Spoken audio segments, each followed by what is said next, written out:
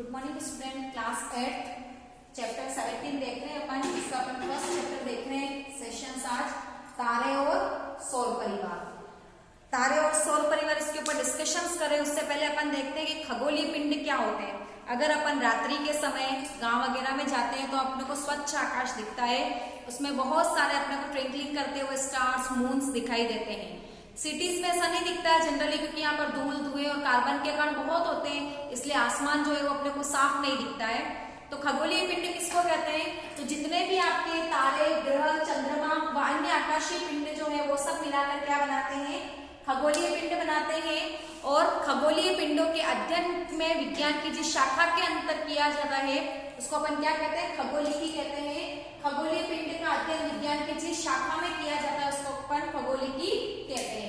Upon one by one in पिंडों के बारे में डिस्क्रिप्शन देखेंगे और देखेंगे कि इनकी क्या क्या विशेषताएं हैं और किस तरह से ये अपना प्रकाश स्वयं उत्सर्जित करते हैं या किसी अन्य के प्रकाश से चमकते हैं, क्यों चंद्रमा अपने को बड़ा दिखता है, तारे छोटे दिखते हैं, इन सब क्वेश्चंस के आंसर अपन ढूंढेंगे। फर्स्ट अपन पढ़ रहे हैं चंद्रमा, जो कि मून जिसको कहते हैं, और पृथ्वी का एकमात्र प्राकृतिक उपग्रह है जो क्या है? चंद्रमा है। उपग्रह किसको कहते हैं? तो हमें पता होना चाहिए कि जिस प्रकार सूर्य के चारों ओर जो प्राकृतिक पिंड चक्कर लगाते हैं उसको अपन ग्रह कहते हैं, प्लेनेट। उसी प्रकार ऐसे प्राकृतिक या कृत्रिम पिंड जो पृथ्वी के चारों ओर चक्कर लगाते हैं उसको उपग्रह या सैटेलाइट्स कहा जाता है। कृत्रिम उपग्रह में आप देखो बहुत सारे उपग्रह है, आर्यभट्ट है ना, रोहिणी है, बहुत सारे सैटेलाइट ऐसे एजुकेशन से जुड़ा हुआ सैटेलाइट एडुकेट है।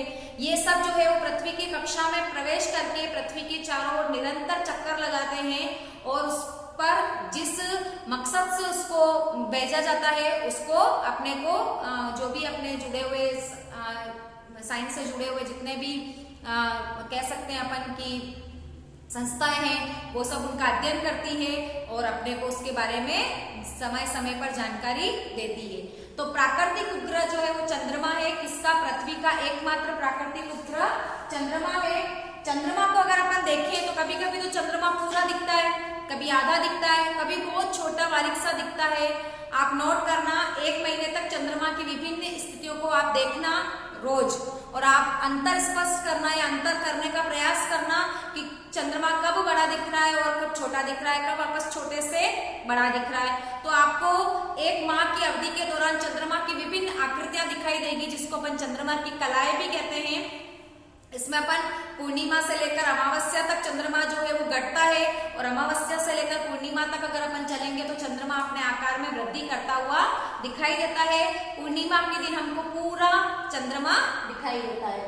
तो पूर्णिमा को चंद्रमा की पूर्ण चक्रिका दिखाई देती है, जबकि अमावस्या को लगभग अपने को चंद्रमा दिखाई नहीं देता है। अमावस्या के जस्ट दूसरे दिन अगर अपन देखेंगे तो एक छोटा सा चंद्रमा अपने को दिखता है जिसको अपन बाल चंद्र कहते हैं। पूर्ण माह में चंद्रमा की विभिन्न कलाएं या जो आकृतियां बनती है उसको अपन चंद्रमा की कलाएं कहा जाता है। चंद्रमा का अपना स्वयं का प्रकाश उत्सर्जन नहीं होता है, स्वयं का प्रकाश नहीं होता है। चंद्रमा जो है वो सूर्य के प्रकाश जो कि उसके ऊपर गिरता है उसको परावर्तित करता है जो अपने को दिखाई देता है, और वो भी किस फॉर्म में? चंद्रमा की कलाओं के रूप में अपने को दिखता है।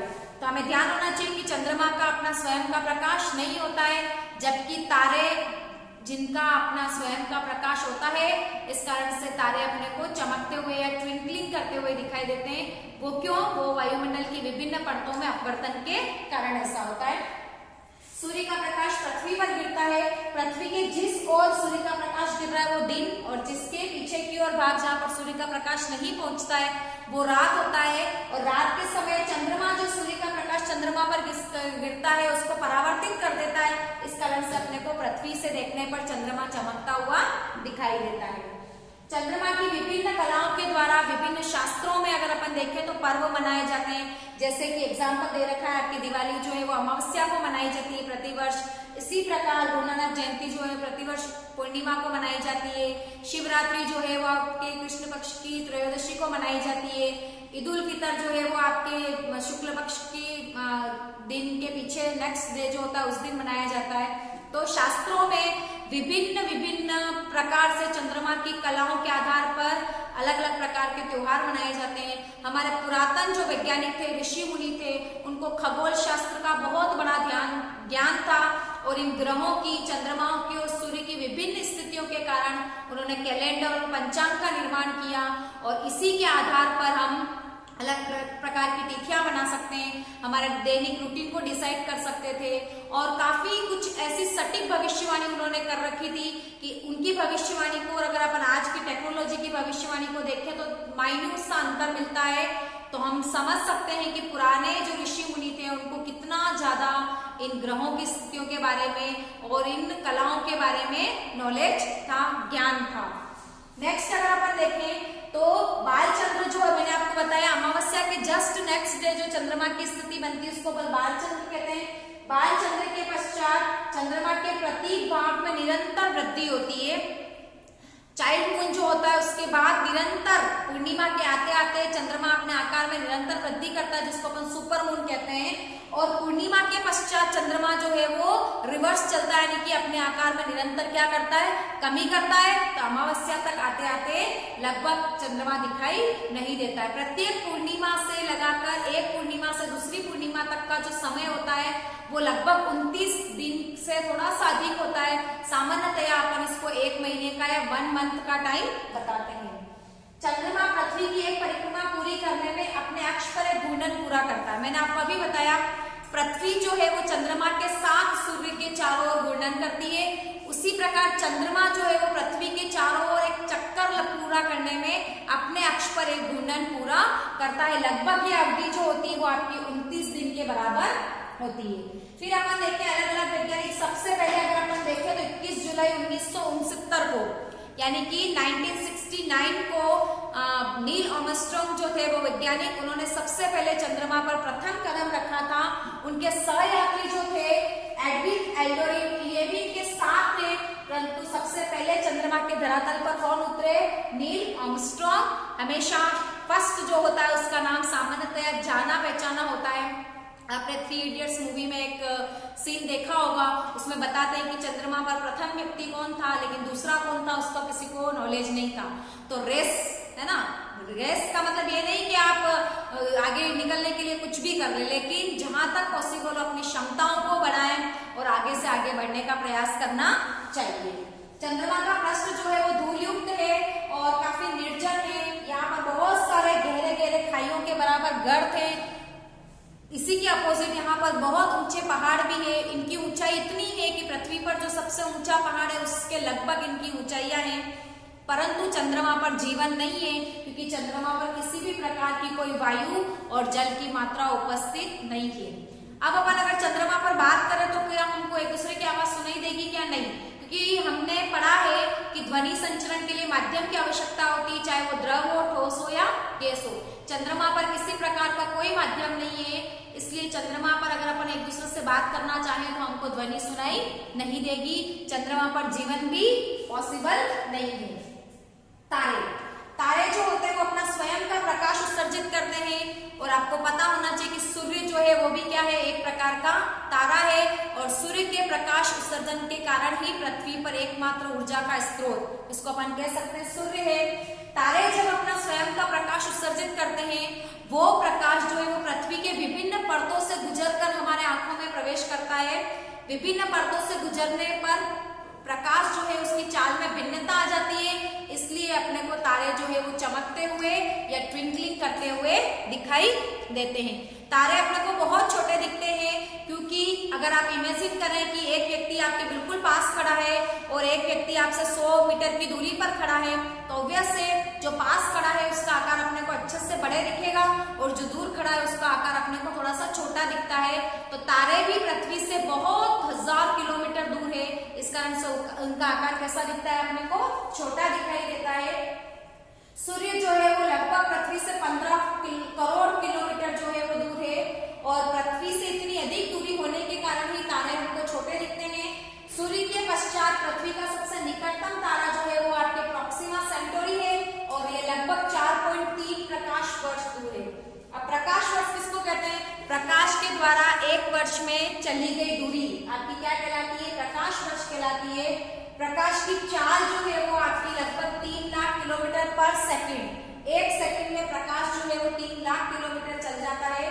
इसी कारण पृथ्वी पर सूर्य के प्रकाश को पहुंचने में लगभग 8 मिनट का समय लगता है, यानी कि सूर्योदय के पश्चात प्रथम किरण पृथ्वी के तल पर 8 मिनट के पश्चात पहुंचती है।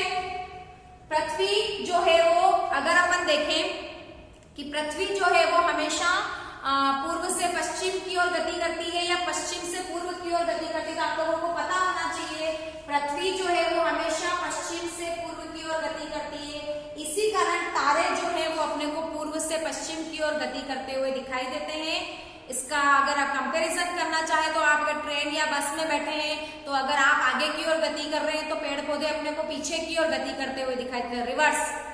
इसी कारण से सूर्य, पृथ्वी, तारे, इनकी गति जो है वो हमेशा उल्टी होती है। पृथ्वी पश्चिम से पूर्व की ओर घूर्णन करती है और तारे जो है वो अपने को पूर्व से पश्चिम की ओर घूर्णन करते हुए दिखाई देते हैं। इसी कारण पृथ्वी पर सूर्योदय जो होता है वो पूर्व दिशा की ओर होता है और सूर्यास्त जो होता है वो अपने को पश्चिम की ओर दिखाई देता है।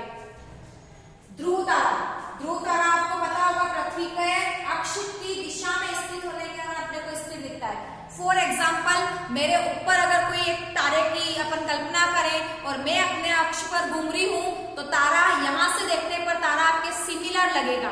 इस कारण से ध्रुव तारा जो है वो ऐसा लगता है कि अपने स्थान पर ही फिक्स है, परंतु ऐसा नहीं है, वो भी अपने स्थान को परिवर्तित करता है, परंतु पृथ्वी के अक्ष पर उपस्थित होने के कारण। आपकी बुक में एक एग्जाम्पल दे रखा है कि एक छाता ले और उस डंडी के ऊपर की ओर एक स्टार लगाए, उसको अपन ध्रुव तारा नाम ले और आप फिर उस छाते को राउंड करें या घुमाएं तो आप देखेंगे कि ध्रुव तारा अपनी स्थिति में कोई परिवर्तन नहीं कर पा रहा है, क्योंकि वो उसके एक्सिस पर प्रेजेंस है, एक्सिस पर उपस्थित है। इस कारण से उसके डायरेक्शंस में अपने को कोई भी चेंज दिखाई नहीं देता। नेक्स्ट अपन आगे बढ़े, तारामंडल। किसी भी तारे की ऐसी आकृति जो अपने को पहचानने योग्य होती है उसको अपन तारामंडल या तारों का समूह कह सकते हैं। पहचानने योग्य आकृतियों में तारों का समूह जो बनता है उसको तारामंडल कहते हैं। सबसे कॉमन, सबसे ज्यादा पहचाने वाला तारामंडल जो है आपका सप्तऋषि मंडल जिसको कहते हैं। सप्तऋषि मंडल, 7 ऋषियों के नाम पर इसको सप्तऋषि मंडल कहा गया है। सप्तऋषि मंडल में 7 तारे होते हैं और इसकी आकृति जो होती है वो आपके चम्मच के समान, जो डोलची वाला चम्मच होता है उसके समान दिखाई देती है, जिसमें अपन 4 तारे तो इस प्रकार से और 3 तारे इस तरह से सेट किए होते हैं। इसको ग्रेट बियर, बिग दीपर या अर्सा मेजर्स के नाम से भी जाना जाता है और काफी कॉमन है।